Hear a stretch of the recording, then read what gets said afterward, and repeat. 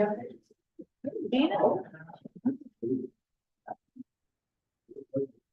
there, doesn't matter. Here, please. Are you ready? I'm ready when you're ready. Ready. Yeah, but it's loading up right now.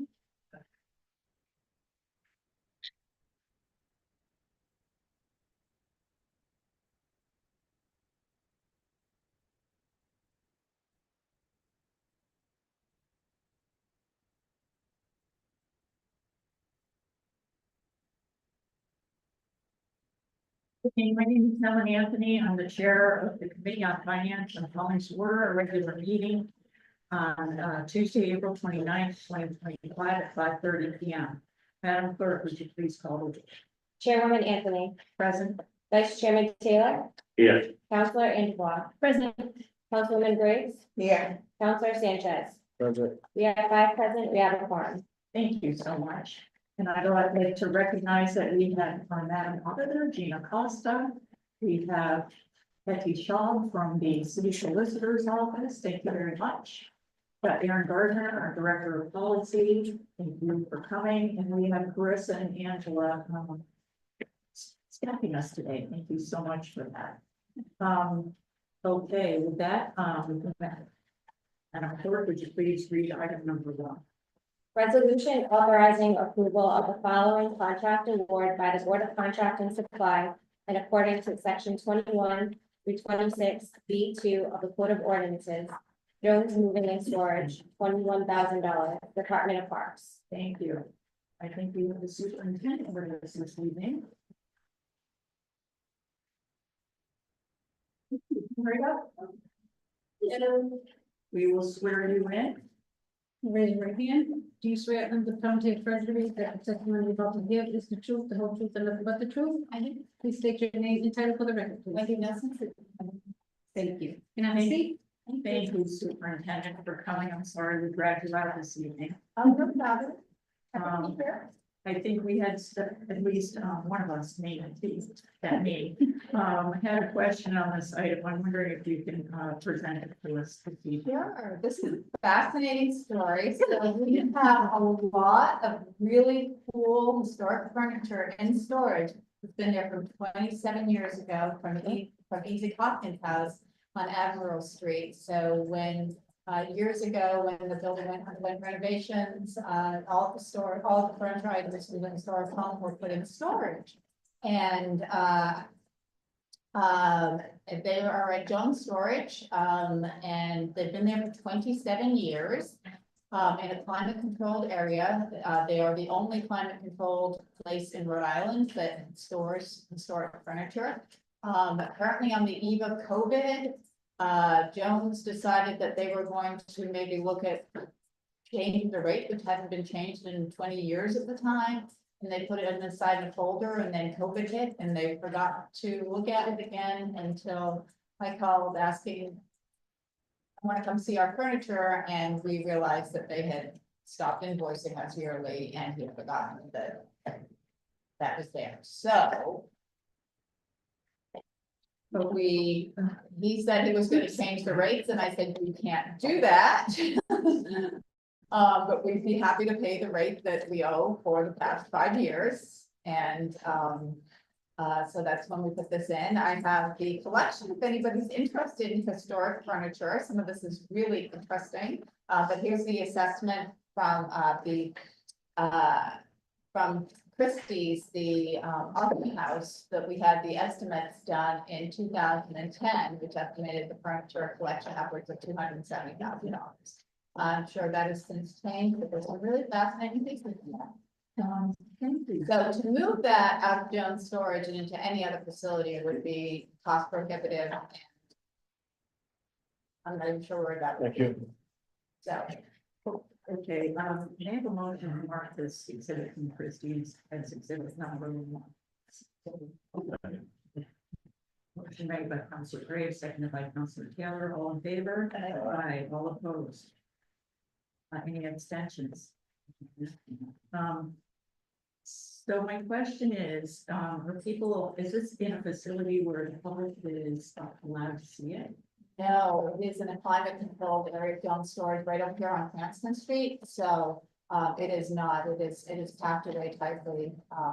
We have nowhere to display it. We've been talking to Providence Preservation Society about when the renovations are eventually done at Easy Hopkins House, which right now is a work and training program to slowly renovate the house over time and let it, it's, the Easy Hopkins House is easily over $1 million worth of additional work that we're doing. So we're doing this work training program with Providence Preservation Society where we hold classes in the trades of historic preservation, and we're slowly doing the interior of Easy Hopkins. So there might be a future where this furniture might come back. There might be a situation where it might go on loan to RISD, or it might go on, we might have an exhibit possibly at the Museum of Natural History, but it really is secure, so.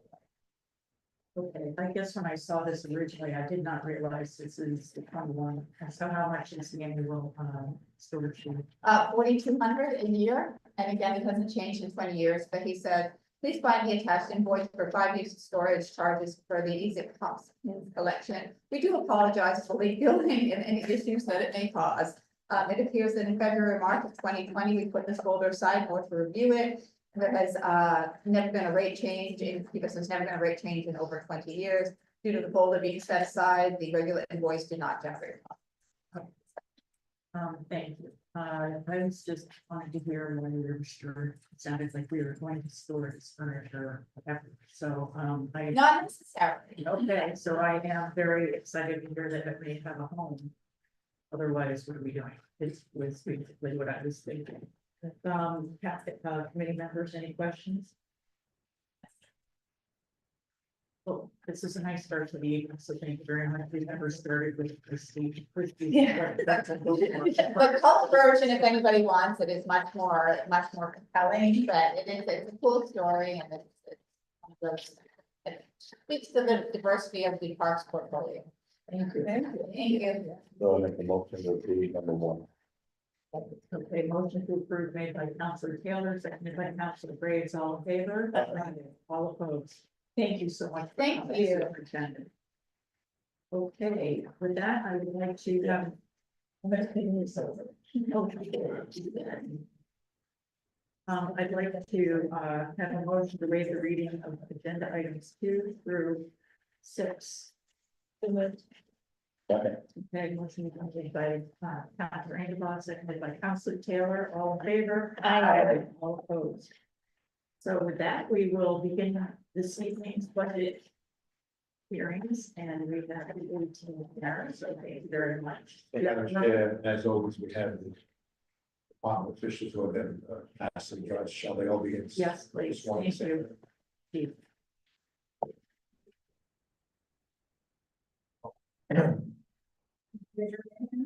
Swear on the county attorney that the testimony about the give is the truth, the whole truth, and nothing but the truth. I do. Please state your name and title for the record.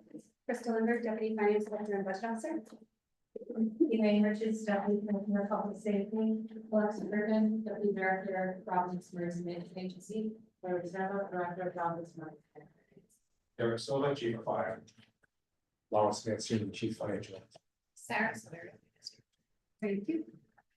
Okay. And who's going to put this off this evening? Did you keep this, we have chairs down there, what's going on? Let's see, I think we need one more chair for the sheet. Here, I'll sit next to there. That'd be fine. Okay.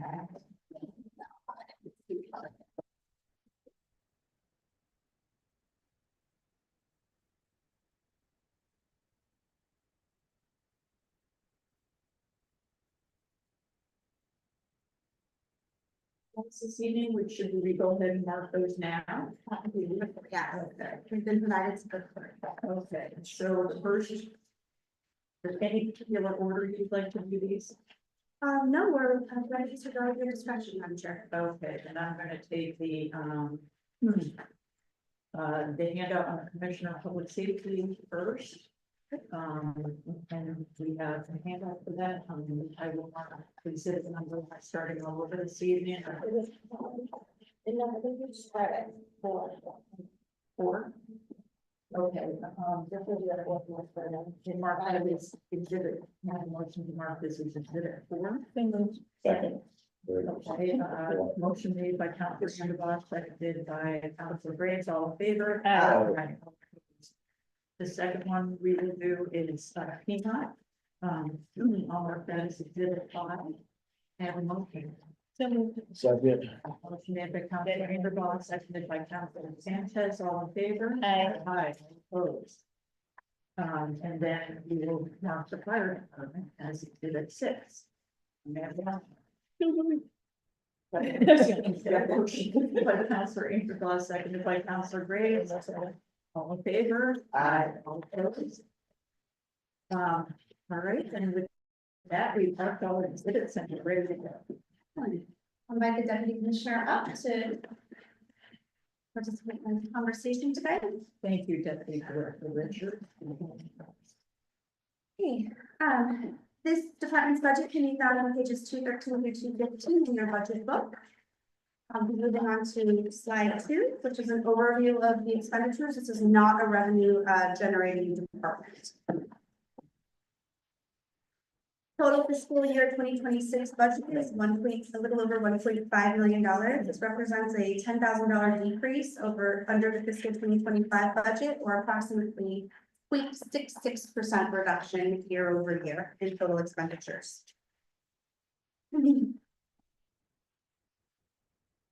Total salaries in fiscal year 2025 are $524,450. In fiscal year 2026, there's adjustments for cost of living increases for 1033 staff for $8,432. Staff increases for the same 1033 staff at $4,750. And there has been one position that is transferred from this department to the IT department. So that is a budget neutral move, but we are reclassifying where this position reports to. So the application project manager, the public safety information systems director is now in IT budget as an application project. And there was no changes to compensation. So that was a budget neutral transfer. Yeah, I'm sorry, but I'm all right. Can I ask a general question? And I know this happens every year, but it's really difficult going through the budgets. Because I think sometimes budgets get slighted. You have a reduction in salaries, yet an increase in benefits. It just doesn't seem right. I mean, you would think that FICA would go down, their medical would go down, benefits as a whole goes up. I mean, the primary cause of that is the pension and medical go up every year by a larger percentage than the decrease in here. Fringe gets allocated based on employees, and we do our best to true it up, but as you know, it's based on salaries, so I suppose we could maybe cut FICA down a little bit, but it's not like there was a massive reduction in FTEs here either.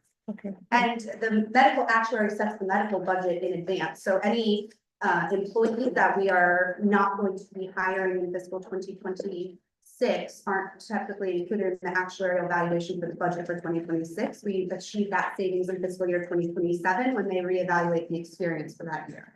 Because we're not paying a premium, we're paying an actuarially determined contribution based on past experience. Okay, when you look at the fire department, you'll see their benefits like they go down. Okay. Got it.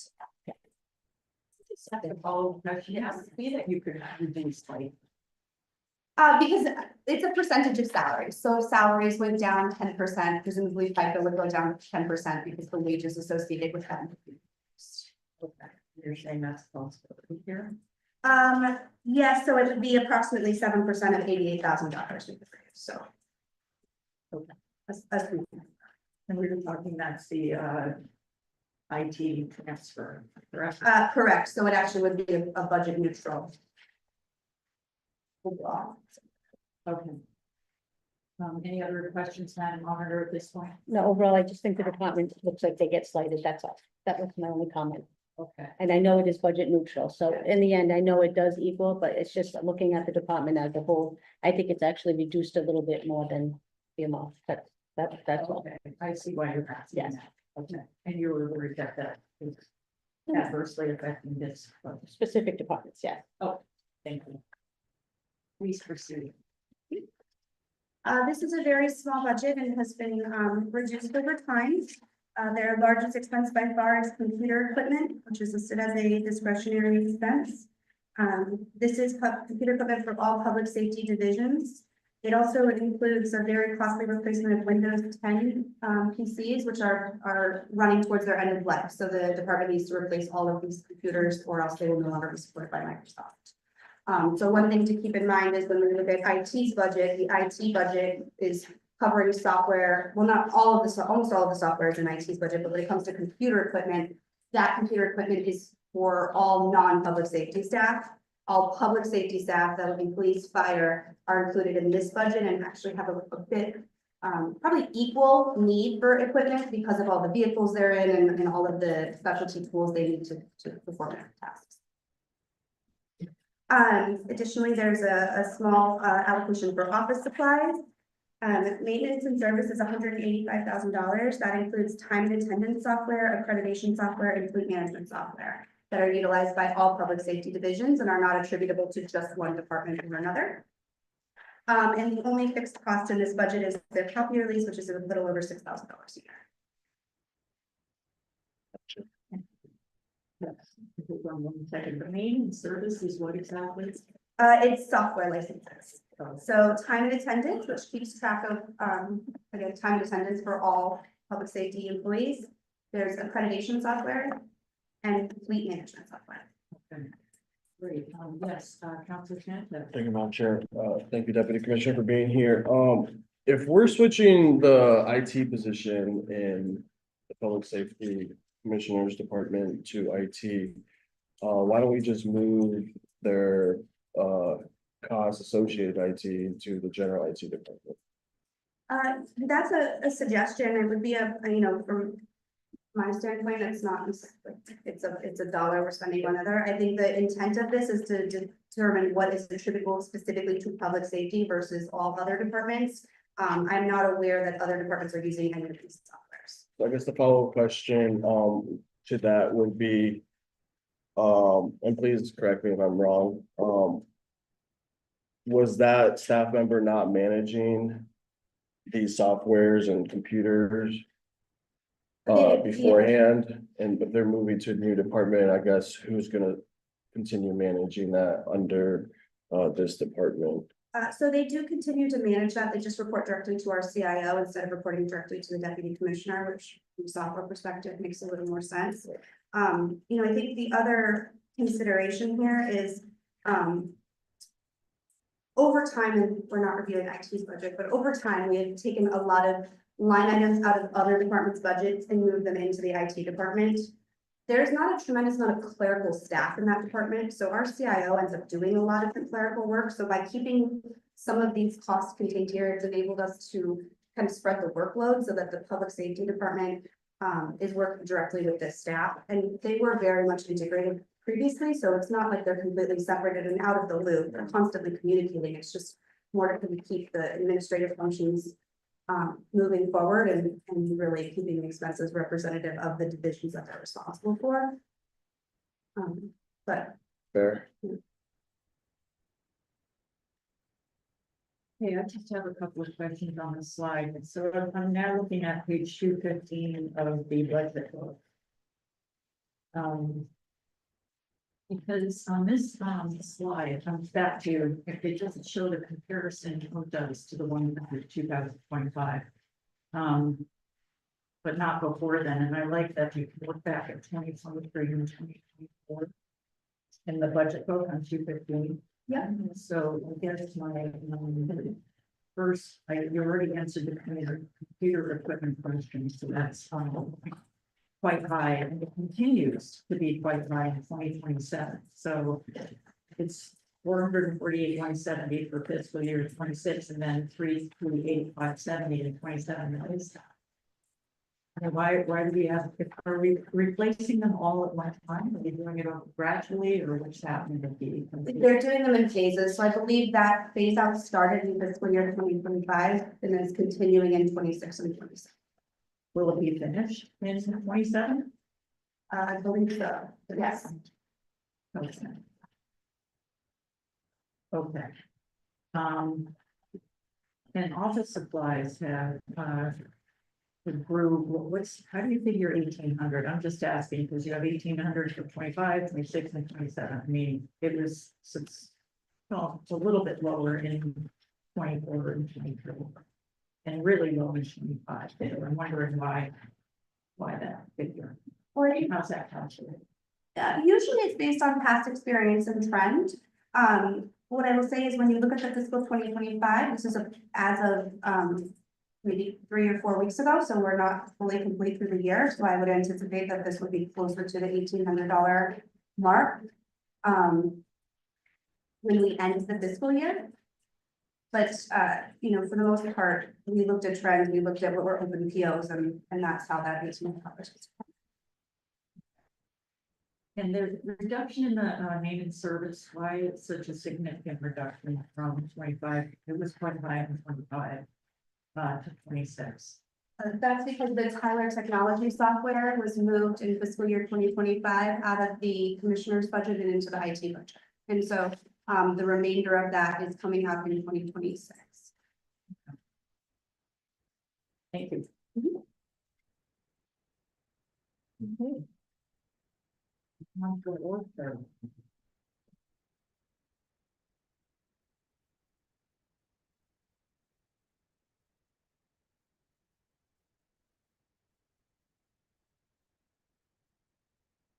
Salaries for, we have how many employees? We have 6.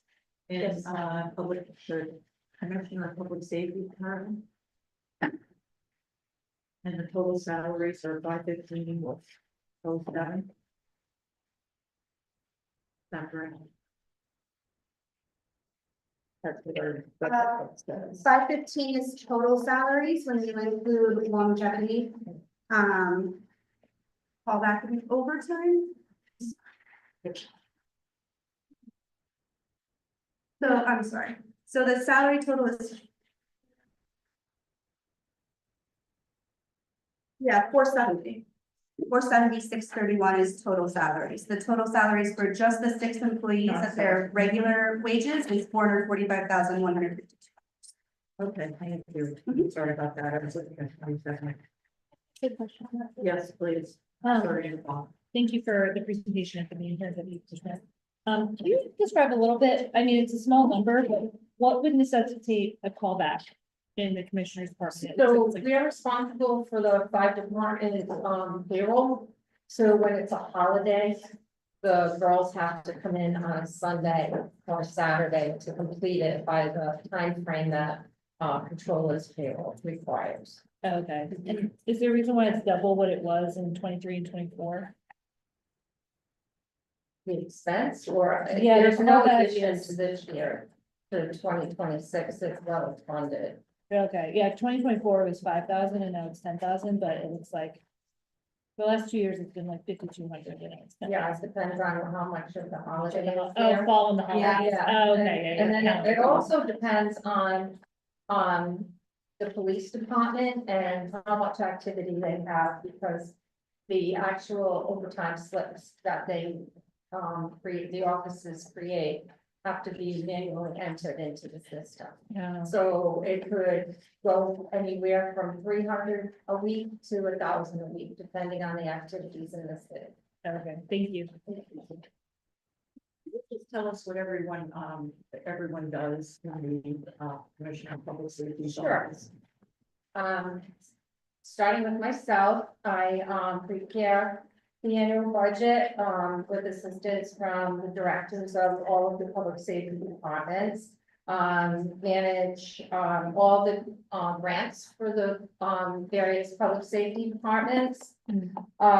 Oversee board work for the public safety departments. Purchasing board work.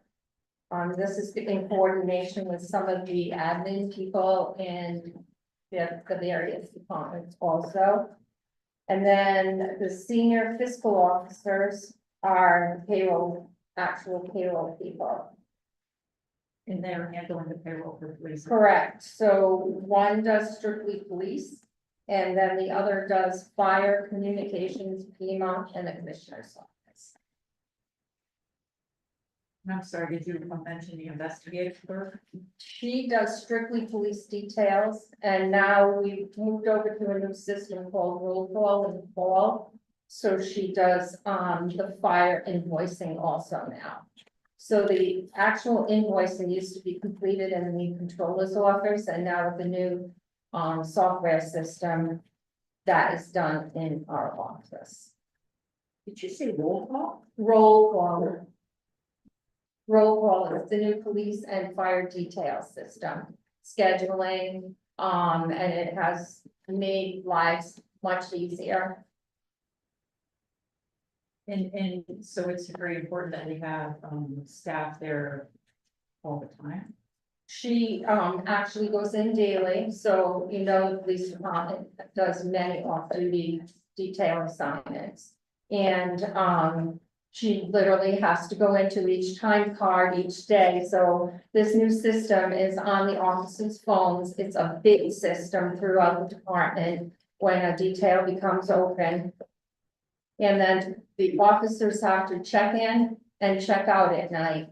And if, say they check out at, check in at 8:03, the time card records it as 8:03 and they check out at, 3:56.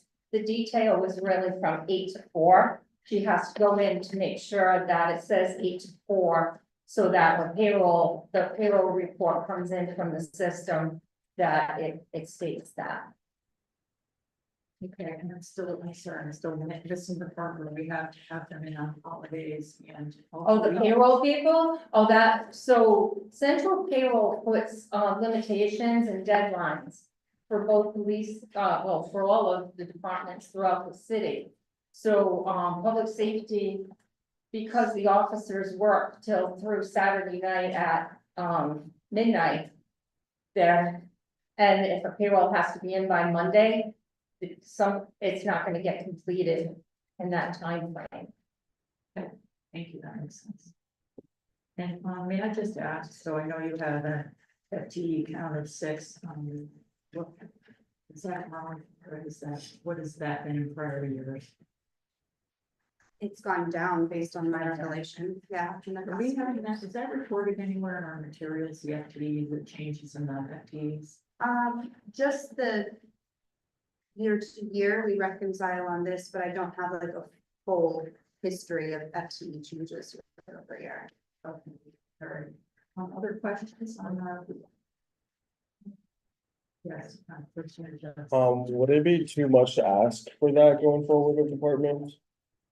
How far, it would depend on how far back you'd want to go, because How far back does it go on here? 2023, so we could probably do 3 years, but I think going back further would be hard. One of the things to keep in mind is we changed the way we presented this information last fiscal year. Right. So previously, grant funded employees were not listed as their proportional share of an FTE. They were listed as one employee with grant funding. So the exercise of trying to back into those changes in that different format would be a pretty time consuming effort. I don't know that we could do that for the next hearing, but it's probably a report we could work on and put together over time. But all of this data lives in like manual Excel spreadsheets, so it's not like I can just run a report. Going forward, now that we have budget software, I will be able to do that, but up until 2025 budget, this was all built in Excel by 2 humans, so it's just a lot of data to comb through to reconcile to. System ratings. Commissioner of Public Safety? Yeah. Oh, gosh. Prior to, it's been here since at least 2015. It's 18 right now. 1974. Oh, thank you. Okay. The fact you know that is scary. Okay. All right, thank you. It's valuable. Thank you. Good job. Thank you. Okay, other questions? And by the way, it was Sanford Philadelphia. A former councilman who became the. Thank you, Chief. Any other questions on, Commissioner Public Safety budget? Thank you very much. Thank you. Definitely.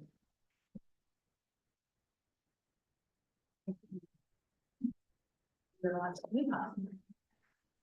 The record is survey.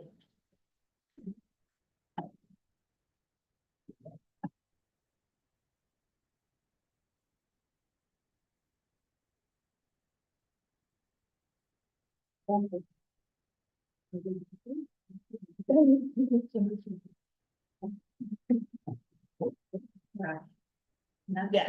It's 219 to 225. Oh, wait, there. Yeah. Oh, yeah. This is not good.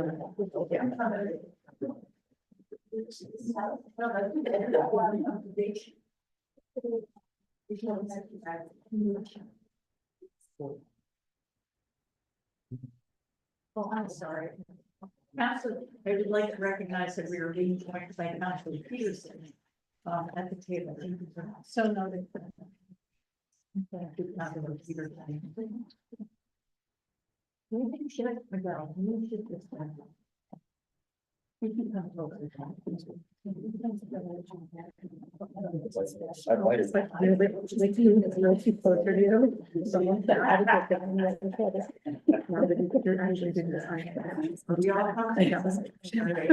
Thanks, guys. Thanks for sharing. Okay. We're ready. We're ready. Alrighty. All right, we are reviewing the Department of Providence Emergency Management Agency. They are on budget book pages 219 to 213. The number, detailed numbers begin on page 221 for those of you that are following along in your books.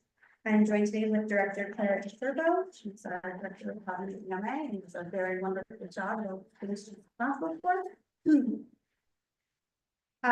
This is a revenue generating department. The largest source of their revenue is a federal grant that reimburses a percentage of employee salaries. That is budgeted $202,000 in fiscal year 2026. Additionally, they generate a small amount of revenue for charges for services. They provide CPR training for external parties. We are interested. Is that I'm sorry, is that miscellaneous receipts? I'm now looking at the budget that comes each one. Yes, it's account code 48001 miscellaneous revenue. Okay. I like it, yeah. And may I just ask on the federal grant, how long is that? I see that you have the same amount for 2027. How long is that grant for? So we are eligible every year for the Emergency Management Performance Grant. Currently, I'm speaking as of like today.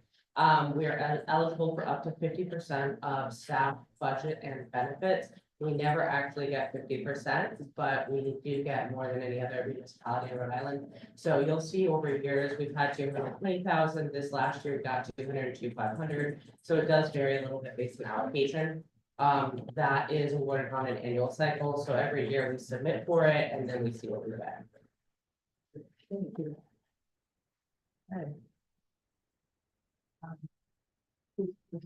Okay, I'm asking as we go along. No, please do. On total expenditures, their budget is grown by about 26%. Total expenditures are about $1 million over the fiscal 25 budget of $796,000. Moving on to slide 4, total salary in fiscal year 2025 are $417,943. There's fiscal 2026 adjustments for cost of living increases at $5,715, step increases at $3,060. Additionally, a vacant preparedness coordinator position was defunded in fiscal year 2026. That results in a savings of $69,707 for total fiscal 2026 salaries of $357,011.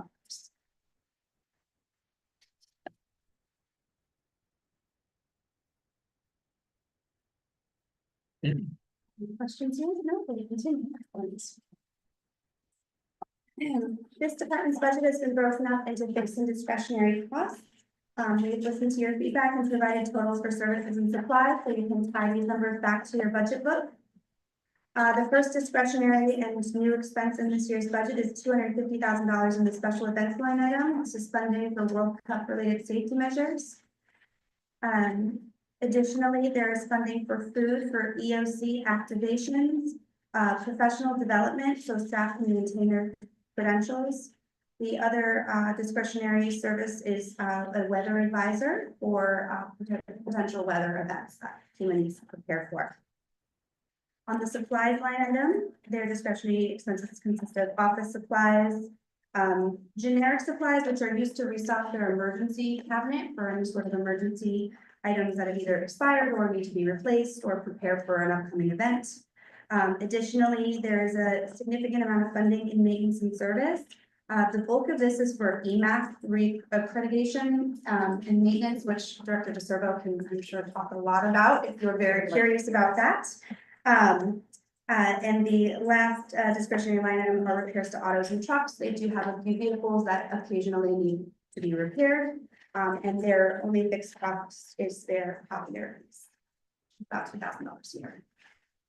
And, may I just ask miscellaneous, what was the, what is going on in that line item? I mean, you had, a negative in 2025, and nothing.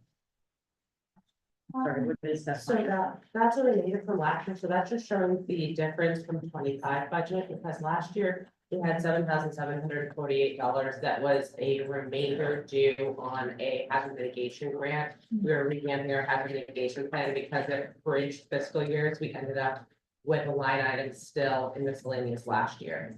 So last year, that was the only thing we had in miscellaneous, so this year it's just X'd out.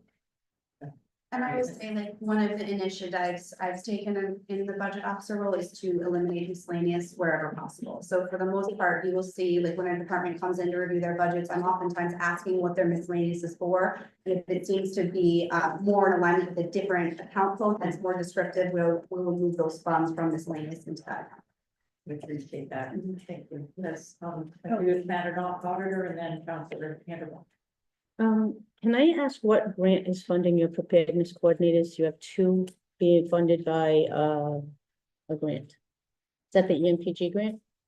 No, so, one is currently funded, and that is through the Regional Catastrophic Preparedness Grant that we have for Boston. The other position is to my understanding, the vacant one that would be funded in the event that there was grant funding. Okay, so I currently have that you have two preparedness coordinators, one vacant senior preparedness coordinator. And in the new budget, you have two preparedness coordinators being funded by a grant, so you kind of move the funding around. Nothing has been defunded, you just move the funding from general fund to grant funding. Not necessarily. There's not, there is an intention to not fill that, the general funded position was a true defunding. It wasn't like an employee that we're moving over to a grant. And at this point in time, we're unsure if we're going to be filling that grant funded position. So it's creating the allowance in the event that the department decides to fill that position next year. So you have 67,000 in the personnel supplement, so it is currently funded with general fund money. So in fiscal year 2020.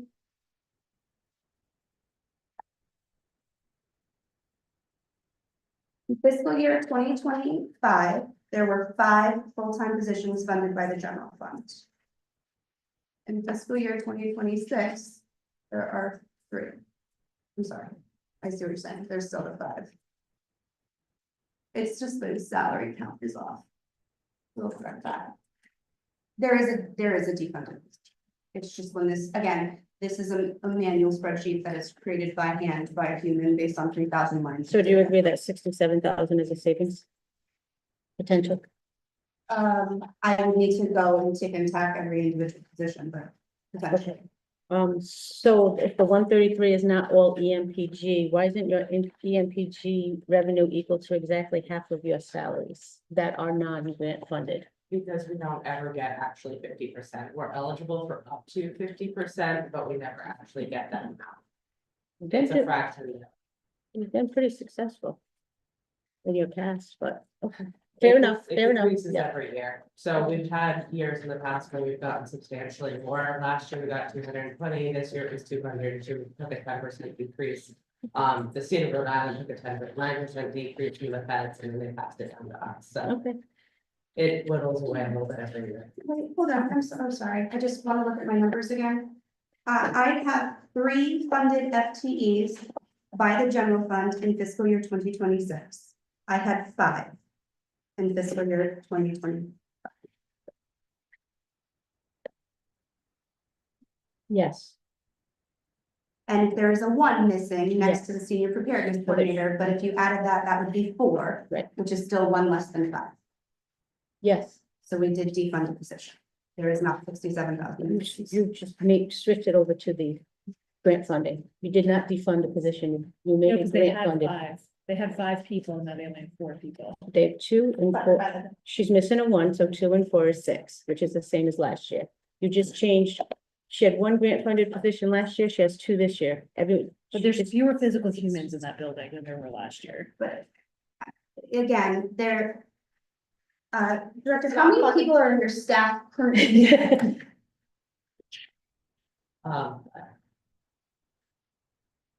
And how many of those are funded by the general? 4, And how many are funded by grant funds? 1. Okay, so next year, we will be funding 4 by the general fund, which is an FTE reduction in the general fund of 1 FTE, which is the budget we are presenting today. There is not an employee that was moved to a grant fund. There was no employees that were moved anywhere. There are only 5 staff today in Pima. And that, the one who is not there is the senior preparedness coordinator. The senior preparedness coordinator was funded in fiscal year 2025. So when I built out the 2026, because we were copying things over, it is showing as funded. However, that should reflect a regular preparedness coordinator. So there should be 2 preparedness coordinators, 0 senior preparedness coordinators, and the ability to hire 2 grant-funded preparedness. I agree. Okay. But at the end of the day, we did defund 1 position and there is a savings of $67,000. $69,000. Okay. Any other questions? Nope, not about that anymore. All set. All right. Yes, Councilor Ingerball. Is it okay if I ask a few? Of course. Thank you. First, before I ask my questions, and one is gonna follow up on Madam Oliver's questions, but one just so much gratitude to this department. You guys finished the HMP, this is the hazard mitigation plan this year. We heard it in the Environment and Resilience Committee. And just the volume and breadth of work that you do with the staff that you have is just frankly stunning.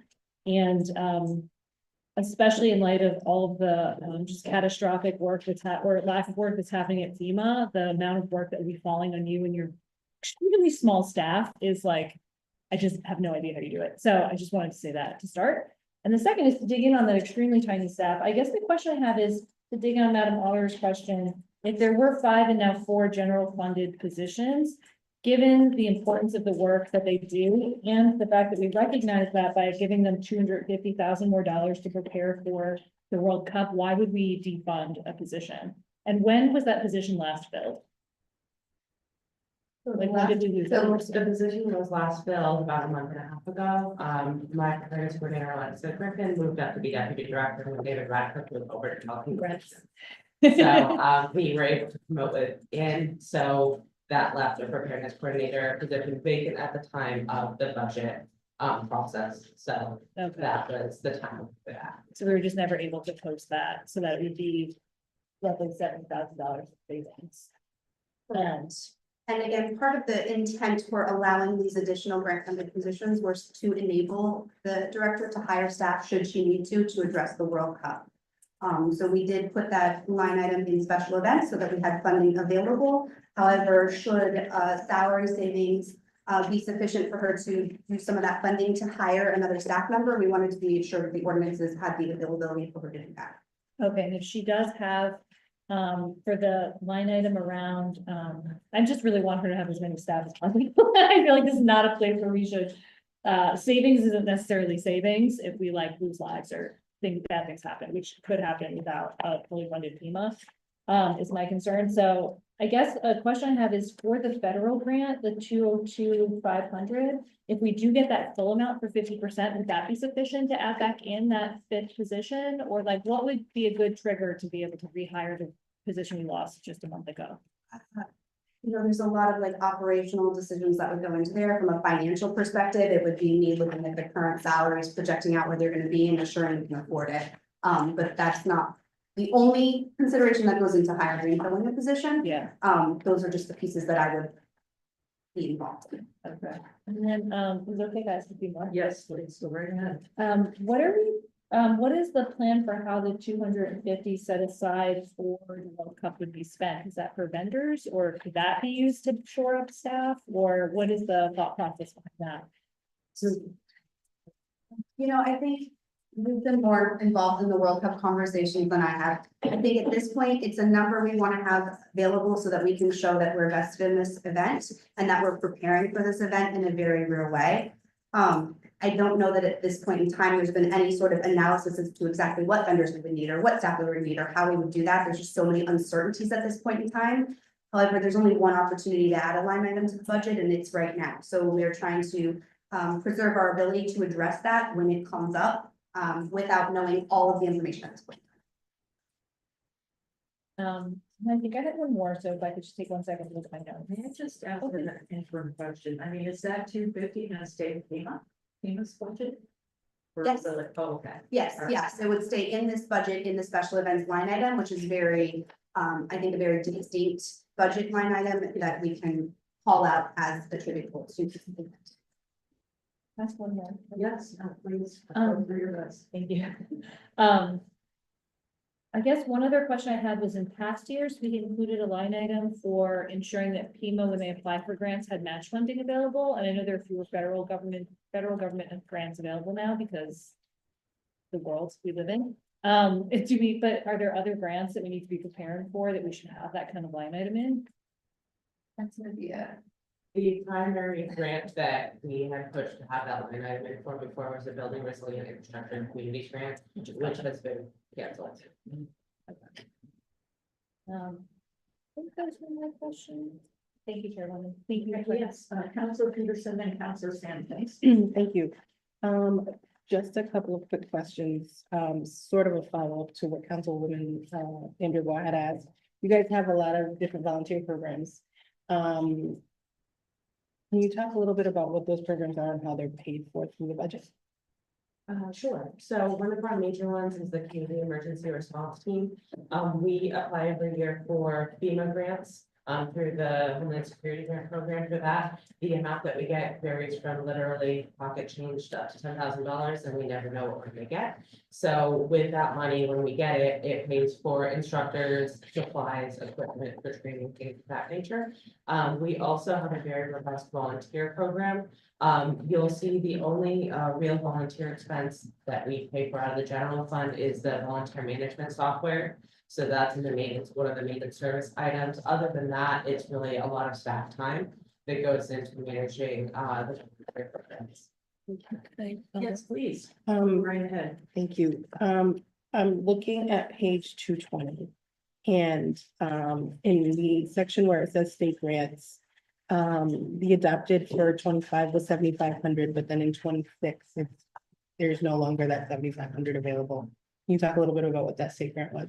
Yeah, that's the commodity point of distribution through the Rhode Island Department of Health. So we coordinate, collaborate with the Rhode Island Department of Health on the MedPod, our medical emergency distribution system point of dispensing is the mass vaccination. Every year, depending on the amount of federal grant funding that Rhode Island Department of Health gets, they pass on a portion of it to us. It's varied between $2,000 to $3,000 up to almost $7,000 or $8,000 during COVID.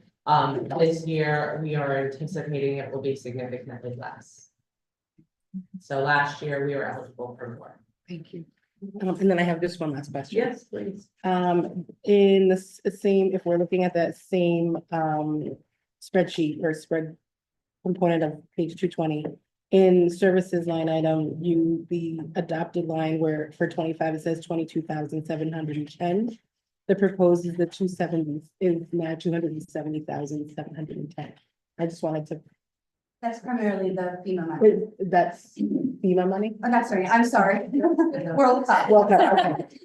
I just wanted to double check, yeah. How do you keep it in your head? Yeah. I apologize. The difference is the World Cup. That's that's what I wanted to confirm. Okay, thank you. Yep, and actually, if you look at slide 5, Mhm. Councilwoman, I think it'll be very transparent there. Thank you. Yeah. Thank you so much. There it is, yeah. Sanchez. Thank you, gentlemen. Not to keep hammering the defunded position.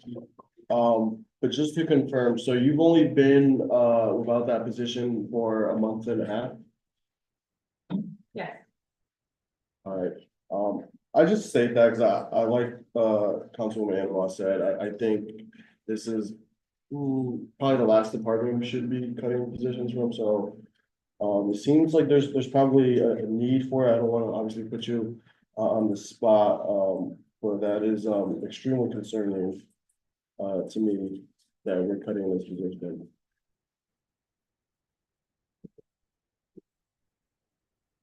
Quickly, does the World Cup go into July? Then it starts in June 11th to July 19th of 2026. So it begins in this next fiscal year. Do you anticipate how much you're going to need for fiscal 27? I mean, 28, 27. Thank you. This point in time, we're very unsure what we're gonna need in 2026, so we just assumed it would be split 50-50 between 26 and 27. And you don't think that the state is going to control all of the cities and maybe send money down to us for all of the input that we put in? So there's currently a lot of major funding discussions happening at the local, state and federal level. I've been involved in a lot of these conversations in the initial planning phase. There's currently a major request for funding at the federal level that has not had any traction yet. The Congressional Delegation is definitely working on it, they're aware of it. So there's requests at the federal level, there's requests and discussions that are happening at the state level. But one point I did want to emphasize with this is that there's a tremendous amount of uncertainty right now in the planning and preparations for this. And one thing we know for sure is we're going to have to be taking steps in this next fiscal year in preparation because games start on June 11th.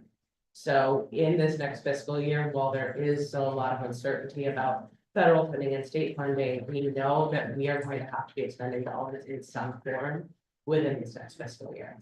So while the exact amount and the exact direction of it and whether, yes, there should be federal support, there should be state support as well, but we just want to make sure that we have the mechanism at our disposal to be proactive. Thank you. Just a comment, I believe Gillette is the first round group stage, so I believe all those games will happen in June of 2026. Is it quarterfinal? Yeah, we get about a game every 3 It's a days for quarterfinal. the second half, yeah, 3 or 4 days. So I thought those were- That'll be in July. Quarterfinals is in July. Yeah. Okay, any other questions? I would also like to thank you, Director. I reminded myself of all your excellent work, even the mission description goals and performance metrics, which you obviously prepared everything that was quite comprehensive and impressive. So thank you for your work.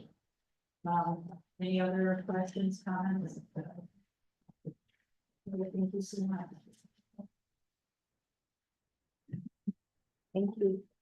And now we will be moving on to the fire department.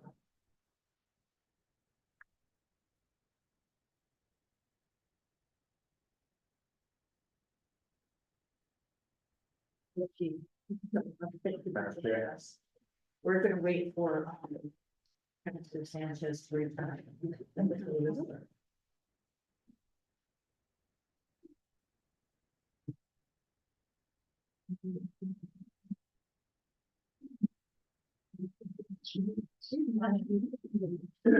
No.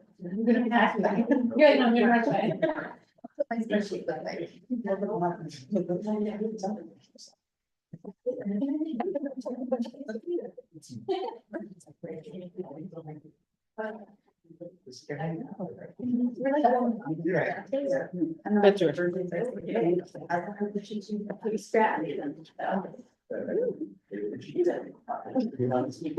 My dad is like little pockets of like. Thank you so much. Thank you. Okay, we're ready. Are we ready? Yes. Numbers for this book in detail on page 225. We're gonna move on to slide 2. This is a revenue generating department. It is primarily derived from fire inspection, plan review fees, rescue billings. There's also a small amount of revenue that comes in from fire details. And the fiscal year 2026 budget represents a $450,000 increase in revenue over fiscal 2025. We have to ask, sorry to interrupt, but, how do you set the plan review fees? Again, it's that $900,000 for 25, 26, 27, is that an average? We look over historical, intake of plan reviews, and then we, what happened to larger projects, those contractors, those architects and engineers, reach out to us early to try to see what the steps are going to be, and so it's kind of broadcasted the conversations we're having. And that's why if you notice, I believe it was FY 24, there was a big spike, but that was that one, the Watson, medical, building, Yes. but that was one off, obviously not going to occur again. So we usually see that sort of trend of $800,000 to $900,000 each year. Thank you, I appreciate that. Thank you for explaining that spike in point. Okay, and then also, I'm sorry, the rescue billings revenue. That went up from 35 to 60, 35 in 2025 to 60 and 26. Why is that? Okay, so the rescue billing revenue you may be seeing is we transferred, that used to be booked in the non-departmental budget, the revenue, so the historical actuals for that information are not going to be presented in the fire department budget. Just looking at the other line. You item. got the $60,000. Yeah, you're looking at the smaller. So that's the small one that goes to collections, and so those are the ones I'll say are not city residents, they're. Use that either didn't have insurance or didn't charge their insurance, and so, I believe it's Rossi Law Firm is the one that. Goes to collections, they've gotten a little better in the collection, that's why it's increased a bit. Okay, all right, that's great. Thank you. Okay. Interrupt. Apologies, next. There, are there any other questions on revenue? What's going on with the miscellaneous fees? I guess that's miscellaneous revenue. Yeah, miscellaneous is small amounts, we get donations or small one-offs, but you'll recognize in, I believe it's last fiscal year. It was a bit higher, like 60,000, I'm sorry, current fiscal year, it was $64,000. That's because we received a grant from the Round Foundation to fund our CT cadet fire program. And so, absent money bucket, that's where that ended up, but that's also one off. We expect to see that 7,000 or less, either on the trend. Thank you. And then the funds, the transfer from the funds, can you explain where that is transferred from? Yeah, that's probably a little bit of an accounting technicality. So these funds, both fire details, which are firefighters that are performing a detail at an event or some necessary thing, or rescue runs, which are again rescue pickups. The revenue and expenditures related to those activities live in a separate special revenue fund. In the case of fire details, it's Fund 256, and in the case of rescue runs, it's Fund 283. And so throughout the year, all of the revenue generated from those activities is booked directly into that fund. Any expenditures related to that revenue is also booked directly to that fund. And at the end of the fiscal year, the controller's office looks at the net revenue over expenses and transfers the difference into our general fund as a revenue. So that's why they're reported as transfers. Wow. Okay, so is that what is the net price fund, is that what it is, or in and out? It's, Less? you know, what's a little tricky about these are technically considered special revenue funds.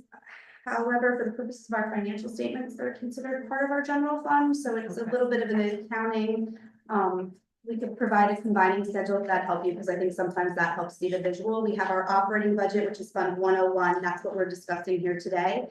However, Government Accounting Standards Board has determined that there are certain funds that if they meet X, Y, and Z criteria, they want them reported on your financial statements as part of your general fund. And that board, GASB, has determined that fire detail activities and rescue run activities are what they consider part of a general fund. And so when you look at our financial statements, you'll see those rolled in together. However, for the purposes of the budget, they are separate units. Okay, that was a very good explanation of that. Okay, any questions, other questions before we go on? No, that was My revenues?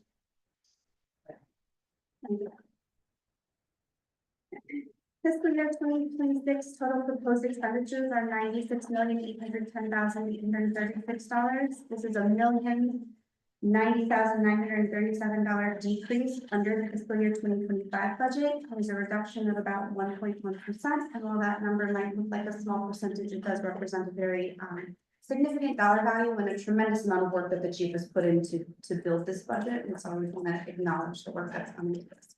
Very thoroughly reviewed. I will let the chief tell us a little bit about that, how you achieve that savings. So some of it might go on to the next page when it starts to talk about the increases in salary on the some of the lines. But briefly, I know I spoke to a lot of you during last year's budget deliberations, and quite honestly, we're in such a crossroads of understaffing and not a great management of day-to-day budget stuff. While our budgets were very well, by the commissioner's office, fire staff, I would say, was kind of really challenged by trying to manage the budget. And so what we did over the last 2 fiscal years with the support of all of you was we shifted some of our work from line employees, hourly employees, we have to pay overtime, to staff employees, which reduced the overtime that we need to pay to do inspections, do emergency preparedness drills, and then by and large, it's appropriate staffing levels. And so out of this fiscal year represents a safer grant that we received from FEMA, which is almost $17 million. Hires about 44 firefighters we have the academy going on right now,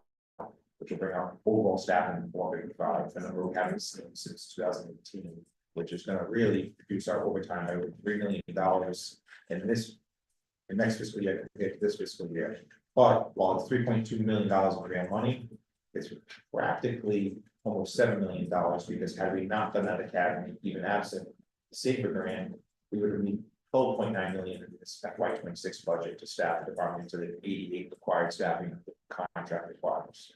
So it's a little bit of both.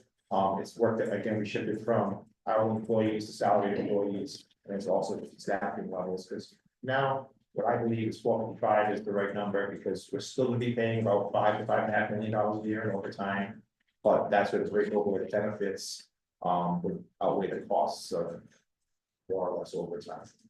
So really, a lot of this is related to the reductions in overtime.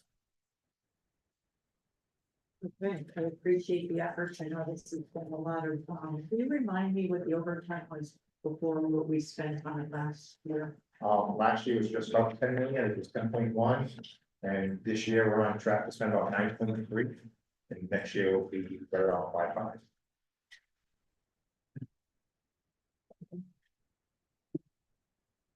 We go back as far as FY, for example, I'll put in hours to another description. So FY24, we had 200,000 hours of overtime. So forget the dollar amounts, that means the hours that are projected is the rate of pay changes. It's 200,000 hours in 24, 221,000 hours in 23. And for FY25, right now, we're expected to be 165,000 hours, so a 20% reduction. And that's without the funding of the safety grant firefighters. That's just better management, a little better staffing. We saw a 20% reduction, and then we're going to see another 33% reduction over time in FY26 with this new tag that comes on 27. Okay, thank you. And how about can you talk about the callback? Is that what? Yeah, I'm using overtime. Okay, is that the same? Okay. Yeah, we have a line for overtime. It's roughly $77,000, maybe $73,000 in this. I see it. Yeah. That is strictly the repair garage. the 1033 employees that repair all public safety vehicles. Otherwise, when I say overtime, I'm talking about the fallback, that number. Thank you. I just noticed that. Even though we have, okay, we do the overtime is separate, Yeah, a separate line item than the fallback. yeah, and that overtime number is strictly for 1033 civilian, repair shop employees. Okay.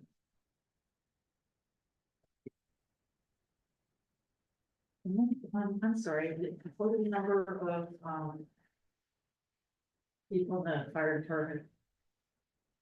Oh. 411, I'll say city funded budget and 44 grant funded, so 12.5 all.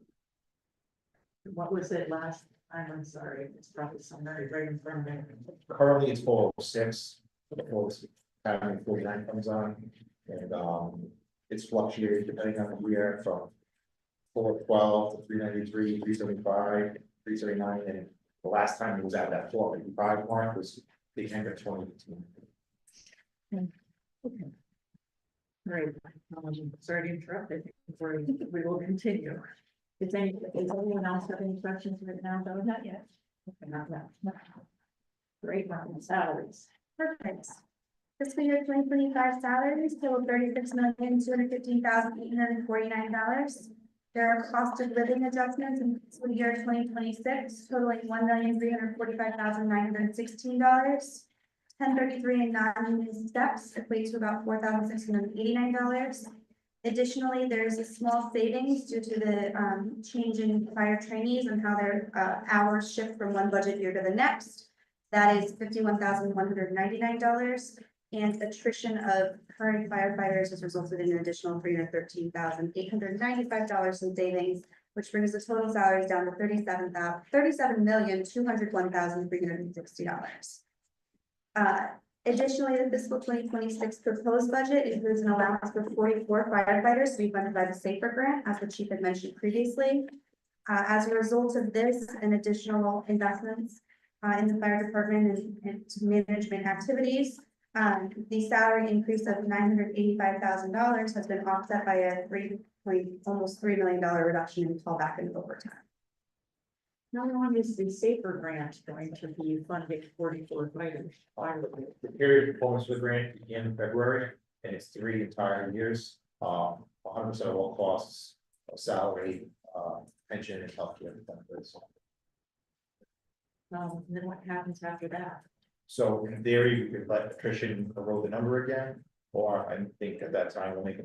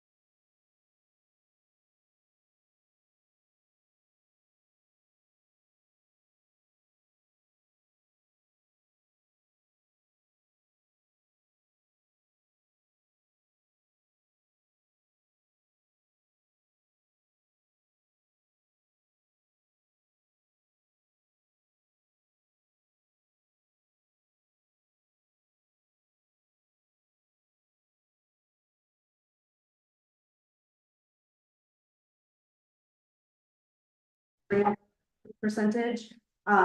The pension calculation is over 100% of salaries, and we are very concerned that if the federal government gets a bill for a pension, that the salary of the employee, that they may not reimburse on the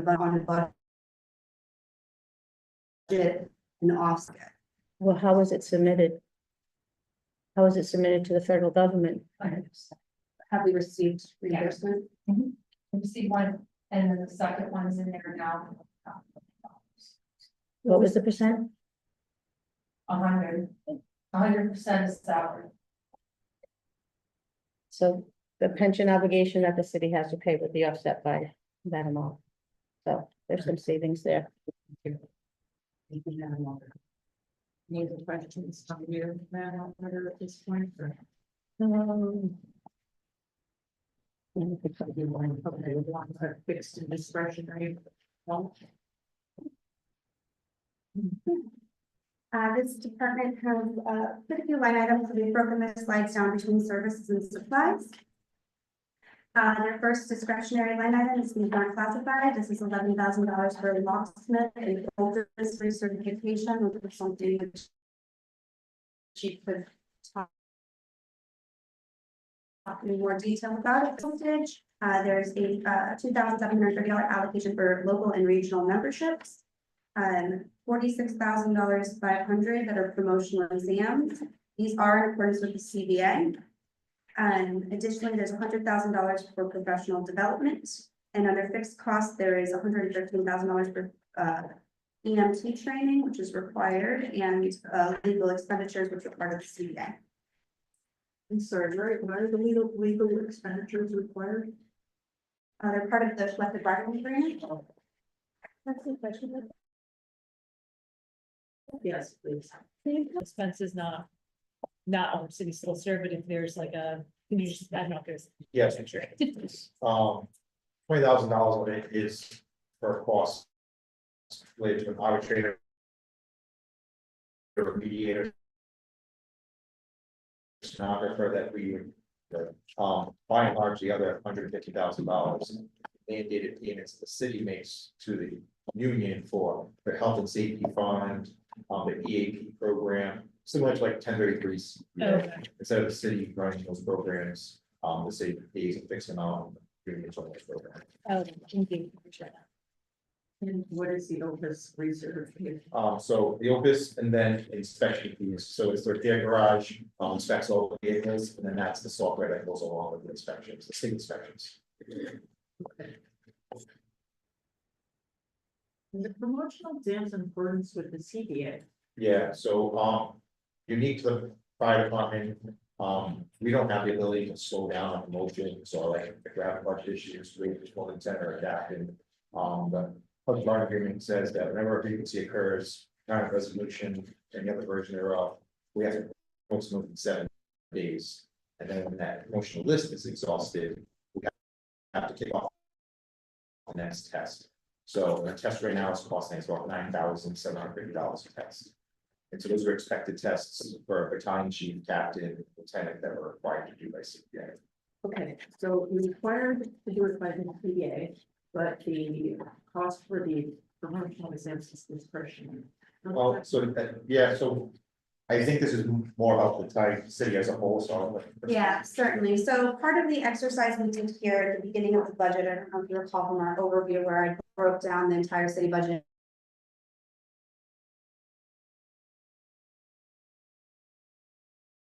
Into fixed and discretionary. Go through every single line item and analyze them individually. So what we did was we looked at account descriptions and categorizations and broke them into fixed and discretionary for the purposes of that exercise.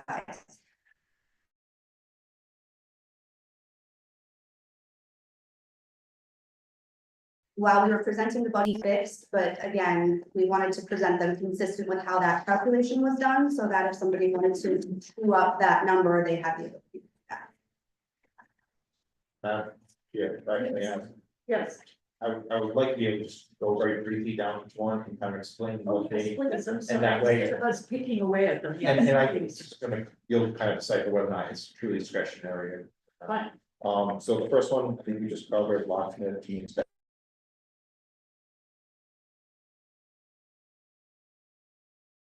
routine inspections. It's not just an envelope, we have to submit back the booklet they use, the Scantron, everything, we mail it back, so that's the $600 there. Dues and subscriptions are, we are, as a fire department, members of the National Fire Protection Association, the Rhode Island Chief Association, the Illinois Chief Association, gives us obviously a library of documents and templates for our own creation.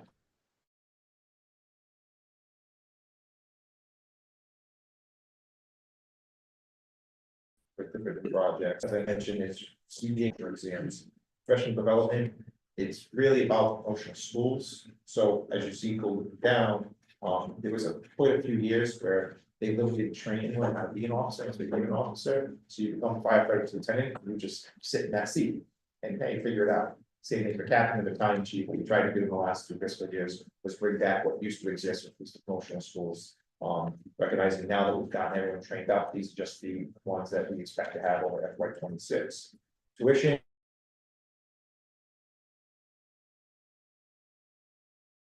is only, the reason it's going up is because we have 49 in the academy right now, and they're all going to need their into cardiac certification and their CPR certification. So while it's listed as discretionary, obviously we can't fire SR and fees, everyone in the product. It's a doable for you. So that. Thank you. Any questions on this slide? Thank you so much. Next up are the supply line items. Total supplies in this budget are $2,110,142. Approximately $844,725 are considered fixed. Most of that is uniforms and wearing apparel, which are required for the CBA, as well as their copier lease, which is under contract. I can read through all of the lines, but I think the chief probably has a much more detailed description and backup, if you wouldn't mind him going through Of course not. these lines. That would be wonderful. I do feel fast and mumble, so if I have to just yell at them. Okay, we'll do that. So medical, chemical, lab supplies, strictly the supplies for the rescues. So whether it's Narcan, aspirin, Motrin, we have a one-for-one exchange policy around where we utilize, say, nitroglycerin. We can, but there are certain medications, narcotics, fentanyl as an example, that they won't replace, that we have to purchase on our own. But I will say, even though we pay for it, we are billing these patients for their healthcare, and that's where it's represented more so on the revenue side. So there's $161,000 expense, but we recoup most of it when we charge for that transport.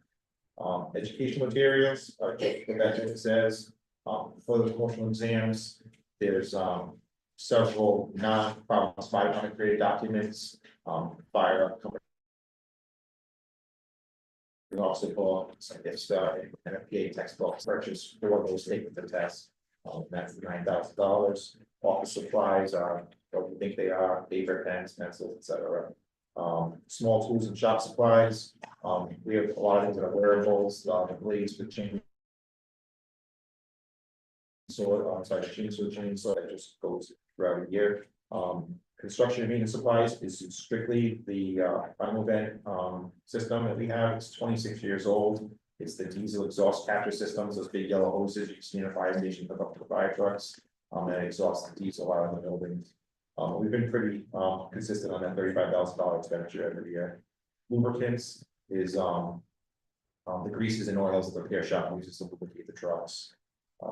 Auto parts are just that, they're the auto parts and the different components for the fire apparatus and the fire vehicles the repair shop utilizes each year. Housekeeping supplies, unlike most of the city facilities, the firefighters clean the stations, do all the work that we purchase, the housekeeping, the cleaning supplies, the soap, mop heads, etc. That's what the housekeeping stuff is.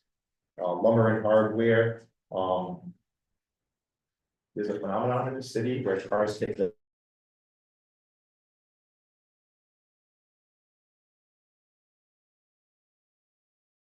buildings, or to hold up the corner of our house until something more robust can be constructed. So that's that small amount of money for lumber. Tires for the trucks, that increases due to the tires are just becoming increasingly expensive. Uniforms and burning apparel, this isn't just like what I'm wearing today, my uniform, it's the full ensemble, so it's a firefighter you see going into a burning building with their helmet and gear on, everything but the air pack. And just to give you perspective, that entire ensemble that they wear into a burning building, minus the air pack is $5,712. It's quite a costly ensemble, we have a lot of wear and tear for it. In addition to that, there's a little over $300,000, that's the clothing allowance, which is a contractually mandated item. Each 799 firefighter gets a $800 clothing allowance in July. So that's a little over $300,000 of that 837 that you see with uniforms. So when you see that big number, it's not all just physical wearables. Miscellaneous materials and supplies. Annually we replace a good section of our hose. That's about $30,000. And then our self-contained breathing apparatus, the face masks, and the bottles on the air pack.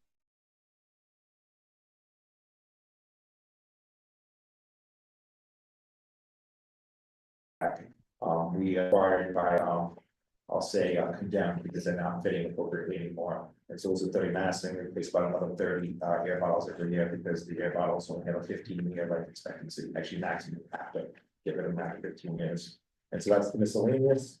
Maintenance and service is the one that you see going up quite dramatically. That is everything from our fit testing machines, our software that's specific to the Providence Fire Department, every other type of component.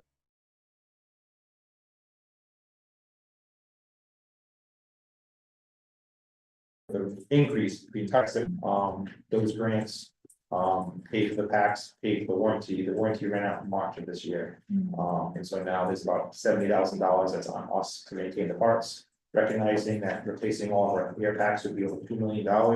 So the 70 grand to keep maintaining the ones we have is well worth it at this point. And because we're falling out of warranty, assuming that federal grants don't change dramatically, we'd be right to get another one in another year or two. So that the goal is to replace them through the federal grants. But if not, the $70,000 they pay is better. And image trend, which is our reporting software that all bureaus and divisions utilize for whether it's a fire incident report, fire inspection, patient care report, that used to live in the commissioner's budget, that was migrated here. And also because we finally got every bureau division and fire department utilizes the same program. So before the fire truck showed up, did a different report, then the rescue that showed up, and then two programs didn't talk to each other. And then if a fire inspector would inspect that burning building, their report wouldn't talk to the fire report. So no one in the same department knew what each other's work product was and could benefit from it. So that's now in our budget, and that's about $117,000 increase. And then stretcher maintenance, so same thing. Our stretchers that you see in the back of the rescues, they call power lifts by Stryker, and the Lucas device, which you might have seen before, it's quite medieval looking. It's an electronic device that performs 1-8 CPR on a person that has had a code in cardiac arrest. That was purchased on a grant, and now that grant has lapsed, and so the maintenance for those are on us. So that $190,000 increase is those three components: the image trend reporting, the SCBA service repair that's on us now, and the stretchers and Lucas devices that are now on us. Repairs to oils and trucks is an increase. There are some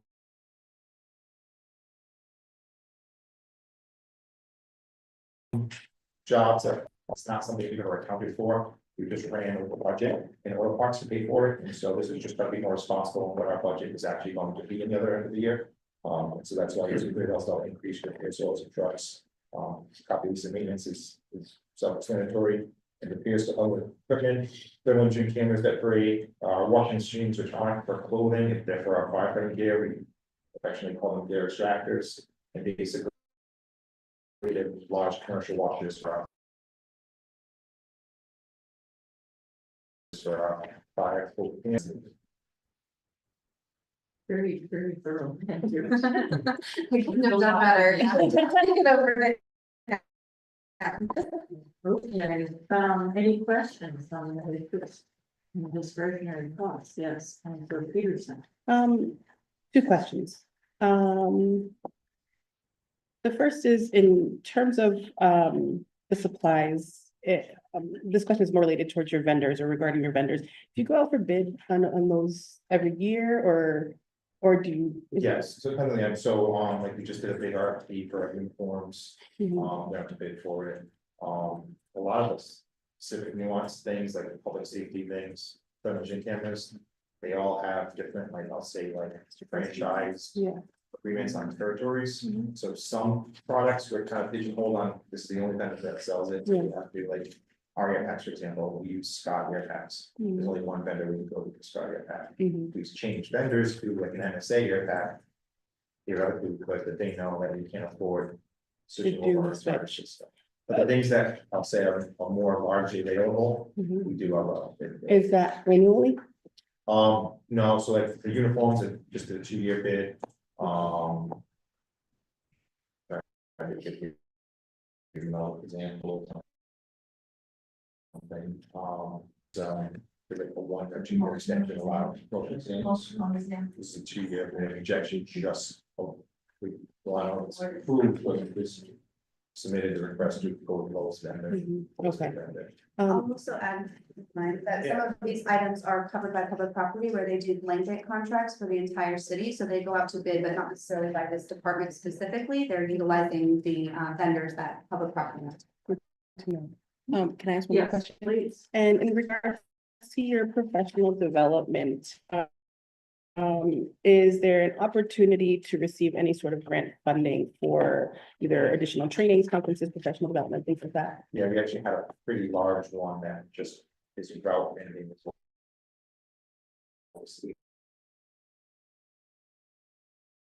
$1,000, which is gonna allow us to just train a small portion, it's all or nothing, so it's not a certification that everyone needs, it's harder to get it. And then if we're not going to pay overtime, sometimes hard to, say, it's not an issue to do this by us. Thank you so much. I just had a, may I just go back to the, question on the, expenditures? How does your holiday pay work? For the, how is it earned? So contractually, there are 12 identified days throughout the year that the union firefighters get half hours for that day. It's also labor. Okay. So they don't get like an additional holiday pay for working that shift. With Memorial, 4th of July, they get an half hour additional pay in that pay for that. And then how many, days do they get a year? 12. Right. Okay. And do the non-union employees receive the same? I'm sorry. Non-union employees? No, it depends on the union, or depends on, I'm sorry, depends on if they're civilians. Okay. So for example, for like 1033 staff and non-union staff, those staff are just paid holiday pay code, but there's no additional pay for our holiday. Unless they're working. Yes, Madam Auditor. So every sworn personnel works every holiday. That's what you're saying. No. I'm saying by contract, they all get to pay the holiday. Whether or not they work. Correct. Why would you not work it if it's on your schedule day? I'm saying, if, assume it's a firefighter that is on a schedule and they don't work that day, Talking non-union, what's that? talking Oh, non-union. non-union. Oh, why would they, so. Why would a non-union member get it if they didn't work it? I would work it. Christmas is on a Wednesday. Yeah. You work Monday through Friday, correct? Yeah. You didn't work Christmas? You get it? Yes. Not when I was there. Yeah. So now we're on to, I'm sorry, is that the end? Yes. Oh, I don't know. All right, Counselor Sanchez. So just to understand, so firefighter works Christmas Day, he gets his regular pay, and then on top, 8.5 hours of holiday pay. Correct.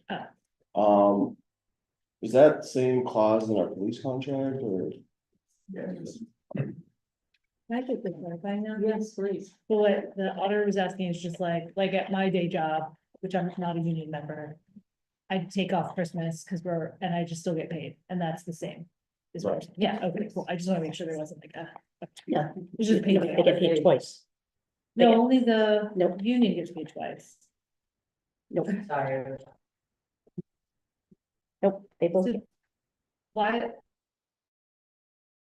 So do non-union members also get paid twice, or is it just? Depends on the non-union Yeah. member, if it's sworn to, civilian bill. Yes. Okay, so Right. civilians don't, but if you're sworn, okay. Yes. Yes, in general, like a lot of the pay and compensation and benefits for our employees are broken down into two categories. You may hear with a class A employee versus a class B employee. Yeah, Typically, class B, or almost always, class B is like sworn personnel, whether they be in the union or not in the union. You're eligible for the benefits of that category of a sworn professional. I am eligible for different benefits. I'm eligible for different compensation. I am eligible for a different pension from the city. okay. And how many paid days off do you as a regular, like a non-sworn, non-union? Calendar up. Is it like roughly the- There's not. Yes, Madam Auditor. I would like to just explain that holiday police and pay. So police and firefighters, they work on rotations. So the holiday police and pay was, you don't know if you're gonna have to work it or not. Usually if you didn't work it,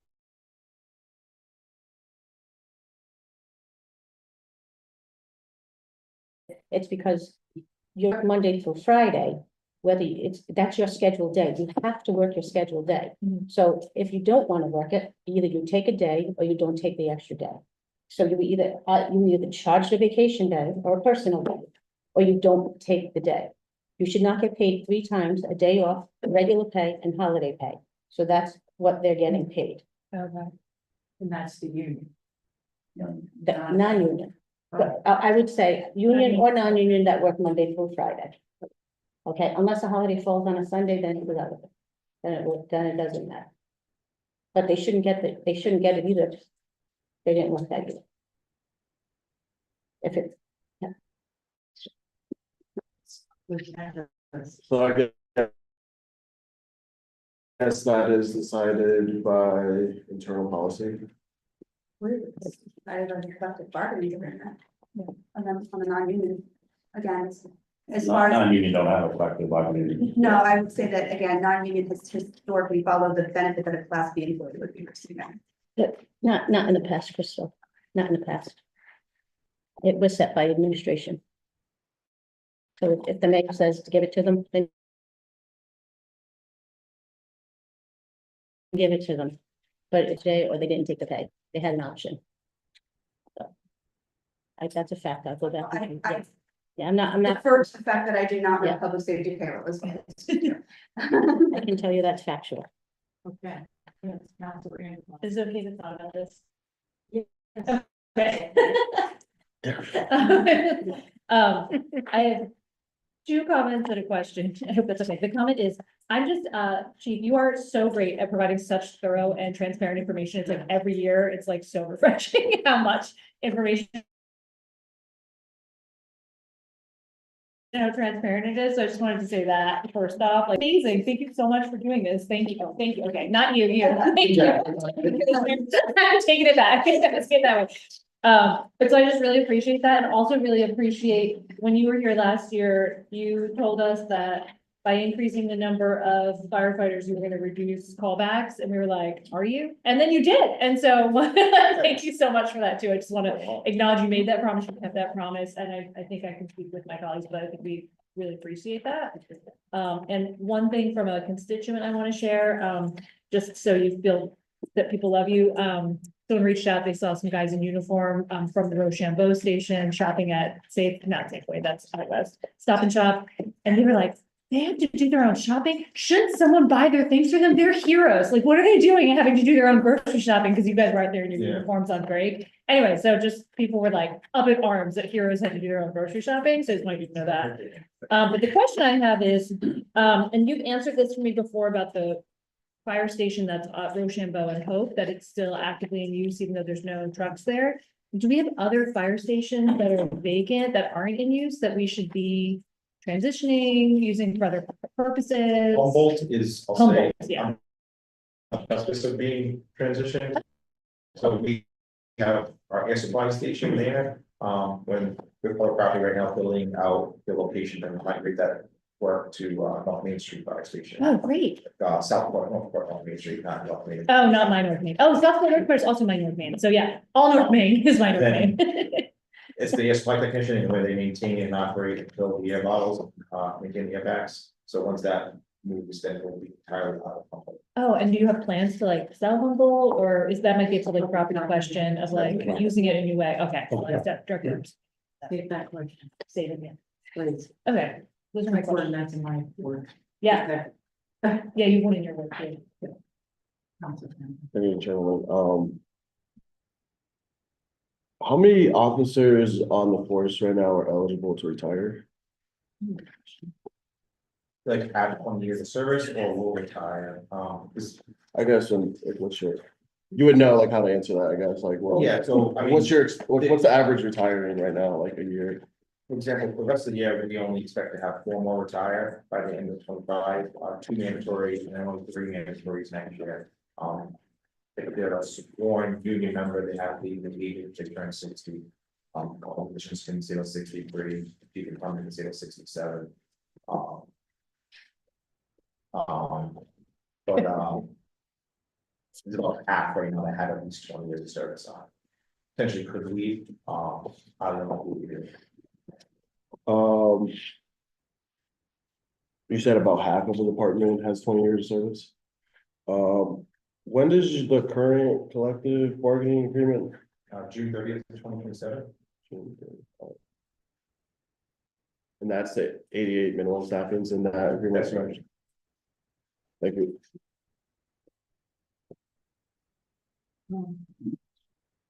Another question you have? Yeah, thank you.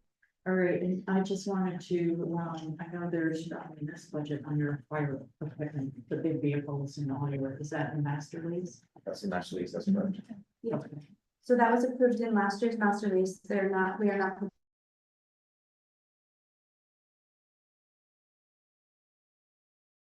proposing the master lease. All the apparatus in the last master lease have been ordered. They just have not been delivered yet because there's a significant lead time in receiving those. That's correct. Both that, but So we're not gonna have any master lease this year, so no equipment, No. budget. If I may, Madam Chair. Yes, please. The funding was provided, the lease closed last June. And it's $1 million lease in total, 10 million was dedicated to public safety, both police and fire.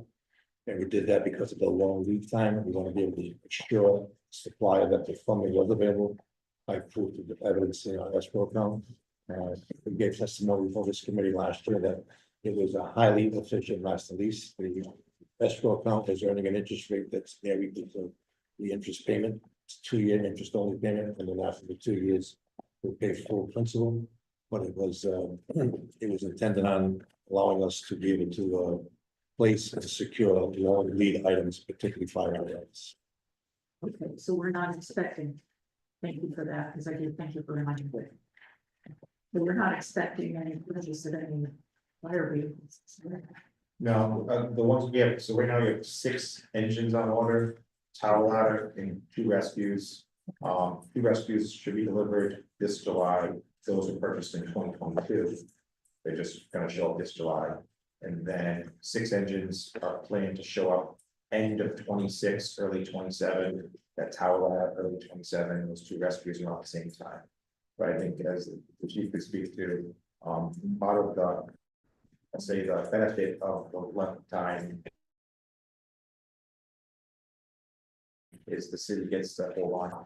So while we can't speed up the delivery of that, at least there's some benefit to the wait that we have to do. So what we've been doing in the short term, last year, not exactly proud of it, it's got us by, is we bought a 1989 fire truck, and a 1990 fire truck from some small volunteer fire department, 6 trucks versus a brand new one at almost $750,000. Deal, they don't have the safety mechanisms that new trucks have, but it's just getting us banding until those trucks arrive. And also, Madam Chair, members of the committee, the purpose behind the closing the lease last June, despite the fact that there was long lead time to delivery, was 2 reasons: assure ourselves that we had financing available to assure vendors and lock in the price at last year's prices, which today have now increased significantly higher. So it was a good move, and of course, the offset of the interest earned in the escrow account greatly reduces the interest. Thank you. And we have enough budget here to maintain and repair what we need to this year. All right. Not sure I have any other questions. Anyone else, any questions, comments? We do appreciate, we delivered 100 policies from last year. Because here's where you guys can come in and, you know, we're all there like, whoa, but thank you so much. Thank you. Okay, with that, I have to take a motion to continue. Just number something. Motion to continue agenda item 2 through 6. Yes. Miguel, you want to say? Okay, motion made by Councilor Rainbow, seconded by Councilor Sanchez, all in favor. Aye. All opposed. And now we have a motion to adjourn. Motion made by Councilor.